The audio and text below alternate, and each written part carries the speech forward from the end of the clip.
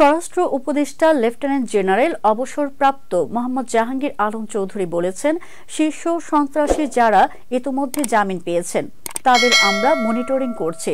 রাষ্ট্র ও সমাজ বিরোধী কাজ করলে তাদের গ্রেপ্তার করা হবে। রোববার সকালে ঢাকা কেন্দ্রীয় কারাগার পরিদর্শন শেষে সাংবাদিকদের তিনি এসব কথা বলেন। তিনি আরও জানান, দেশে চুরি ছিনতাই বেড়েছে, অপরদিকে অপরাধীদের ধরাও হচ্ছে। পুলিশের স্বল্পতা নেই, তবে কিছুটা উদ্যমের ঘাটতি রয়েছে। তবে পরিস্থিতির উন্নয়নে পুলিশ সহ বিভিন্ন সংস্থা নিরলসভাবে কাজ করছে। এ সময় ঢাকা কেন্দ্রীয় কারাগার প্রাঙ্গণে জরুরি সেবা 0961202169 নম্বর উদ্বোধন করেন তিনি।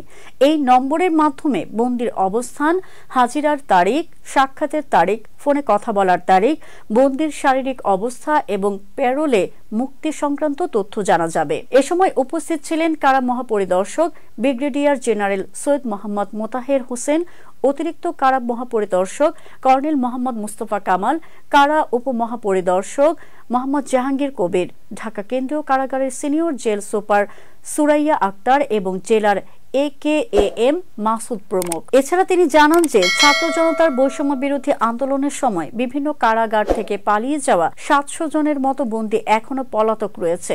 তাদের গ্রেপ্তারের চেষ্টা চলছে।